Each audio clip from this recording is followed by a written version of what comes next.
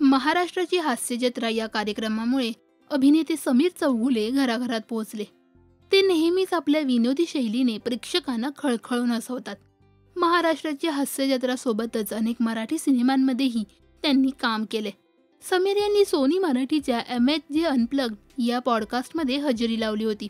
यावेळी एका सकाळी चुकून कोणीतरी बातमी टाकली की समीर चौगुले गेले. नेमकं काय घडलं होतं असा प्रश्न विचारण्यात आला होता. त्यावेळी बोलताना समीर यांनी एक किस्सा सांगितलाय. ते म्हणाले, हे एकदा नाही तर दोनदा असं घडलंय. एकदा पण एक अशीच बातमी पसरलेली.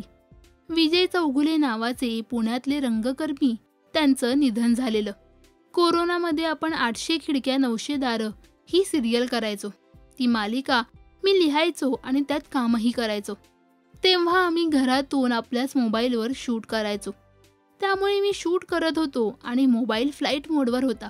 ऑलरेडी आपल्या ग्रुपवर हे कोणीतरी टाकलेलं आणि सगळीकडे पसरलेलं. मला यातलं काहीच माहीत नव्हतं. हे मला पहिल्यांदा सई ताम्हणकरने सांगितलं. ती मला फोन करत होती.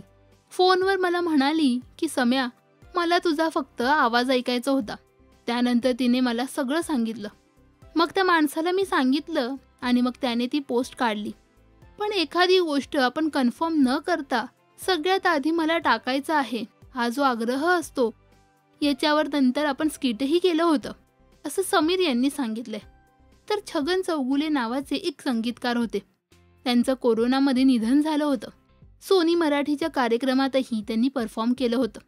कोणीतरी त्यांच्या निधनानंतर छगन चौगुले यांना आदरांजली द्यायच्या ऐवजी समीर चौगुलेंचा फोटो वापरून पोस्ट केली. असा खुलासा सुद्धा या पॉडकास्टमध्ये करण्यात आलाय. दरम्यान समीर यांनी साकारलेली कोणती भूमिका तुम्हाला सर्वात जास्त आवडते हे आम्हाला कमेंट्समध्ये नक्की सांगा. मराठी टेलिव्हिजन विश्वातील बातम्या, अपडेट्स आणि गॉसिपसाठी सबस्क्राईब करा राजश्री मराठी शोबज.